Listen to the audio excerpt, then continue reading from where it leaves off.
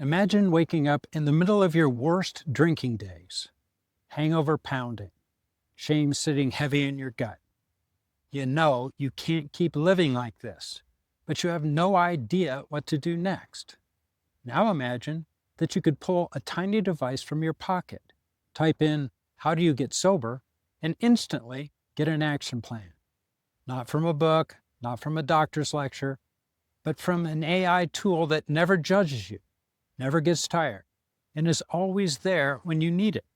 If that technology had existed when I was trying to get sober in the 1990s and failing miserably, would my journey have been different? It's certainly something to think about.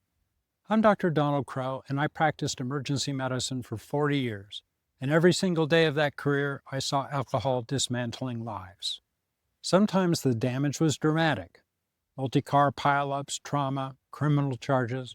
But more often, it was the quiet kind: relationships eroding, health deteriorating, and dreams quietly slipping away. Patients would beg me to find any cause for their problems other than alcohol. And when I told them my honest assessment, that their drinking was the most likely culprit, many got angry, dismissive. They sure weren't going to quit drinking on my word alone. And truthfully, I had no right to be angry, because for the first decade of my career, I was going home at night and doing the very same thing, drinking more than I planned and knowing that there would soon be a price to pay. 28 years ago, circumstances conspired to force sobriety on me. At first, it was just survival, white-knuckling it. But over time, I learned to want to stay sober. That was the tipping point. I look back on those last miserable years of drinking and realize I had plenty of good intentions. I wanted the hangovers gone, the arguments gone, the shame gone. But I confused wanting something with doing something. It took more than a decade of failing before I truly committed to the actions that would change my life. Back then, the tools that I had for problem solving were limited. No smartphones, no Google.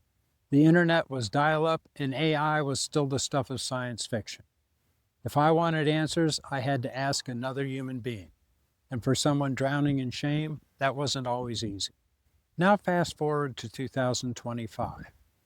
We have iPhones. We have AI that can write, research, and walk you step by step through solving almost any problem, day or night. Just yesterday, my washing machine quit mid-cycle, leaving my clothes floating in a pile of dirty water. Not life or death, but annoying enough to derail an evening. In my younger years, I might have poured a stiff drink just to think it over and let the problem sit until morning. But this is 2025.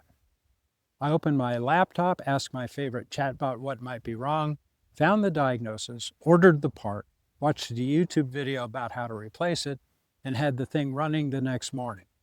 Problem solved, no whiskey required. So I started wondering, what if 28 years ago, instead of walking into a meeting or talking to a therapist or being forced into treatment, I could have asked AI, what are the 5 most important actions to get and stay sober? So I tried that this morning, and here's what it told me. Number 1, commit to sobriety.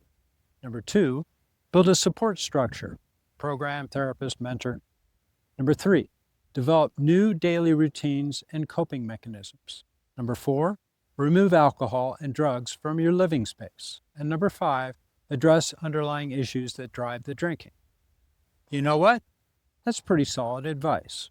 And the beauty is, you can get it instantly, privately, in the middle of the night if you need to. But here's the catch. AI can't do the work for you. It has no personal experience. It doesn't hold you accountable. And if you keep this advice private, you lose one of the most powerful tools in recovery: connection. Knowing what to do is not the same as doing it.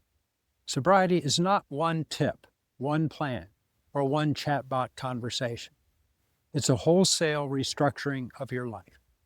If AI had been around in my drinking years, maybe it would have sped up my decision-making. Maybe it would have helped me map out my first week of sobriety in private before I told another soul.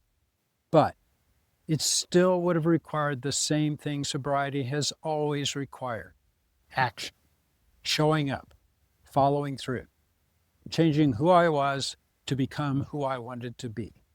AI is just a tool, just like a sponsor, a therapist, a recovery book. Use it.